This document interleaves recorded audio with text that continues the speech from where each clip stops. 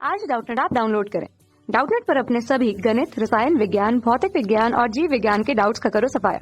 बस प्रश्न की फोटो खींचो, एक ही प्रश्न को क्रॉप करो और तुरंत वीडियो सोल्यूशन पाओ।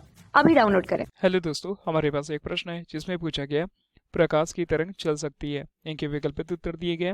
ए निर्वात में नहीं चल सकती, बी निर्वात में चल सकती है, सी दिया गया है किसी पदार्थ के माध्यम में नहीं चल सकती और डी दिया गया है किसी पदार्थ के माध्यम में ही चल सकती है।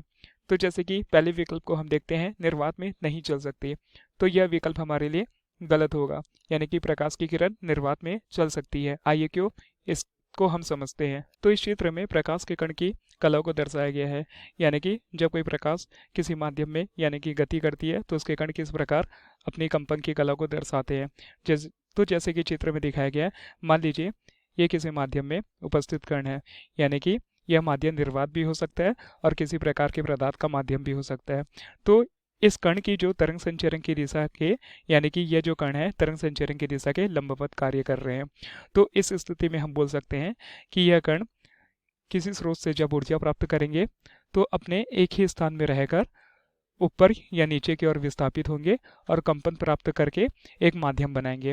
तो निर्वात में जैसे कि हमें पता है किसी भी प्रकार का कोई माध्यम या कण नहीं होते हैं, तो निर्वात में भी जो प्रकाश संचरित होती है फोटॉनों के द्वारा तीनों दिशा में, यानी कि एक विद्युत क्षेत्र, एक चुंबकीय क्षेत्र और एक उस फोटॉन की आवेश के दिशा के लंबवत होती है, यानी कि विद्युत क्षेत्र, चुंबकीय क्षेत्र और फोटॉन का आवेश ये तीनों एक दूसरे के लंबवत होते हैं।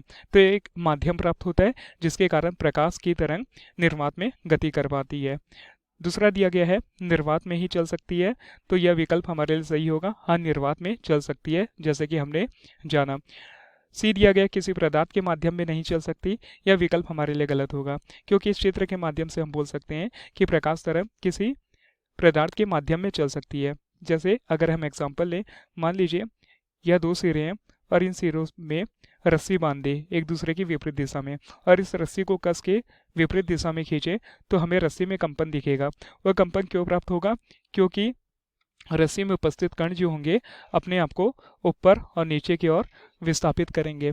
तो इस स्थिति में हम बोल सकते हैं कि किसी पदार्थ के माध्यम में प्रकाश की किरण जो होती है तो हम बोल सकते हैं कि प्रकाश की किरण जो होती है यानी कि तरंग वो माध्यम में भी चल सकती है। और डी दिया गया है किसी पदार्थ के माध्यम में ही चल सकती है, तो यह विकल्प भी हमारे लिए सही होगा। अर्थात हमारा उत्तर बी और डी दोनों सही होंगे। धन्यवाद। कक्षा 6 से 12वीं से लेकर नीट, IIT, JEE वो एडवांस के लेवल तक 1 करोड़ से ज्यादा छात्रों का भरोसा। आज ही डाउनलोड करें डाउटनेट ऐप या व्हाट्सएप करें अपने सारे डाउट्स 8400 400 400 पर।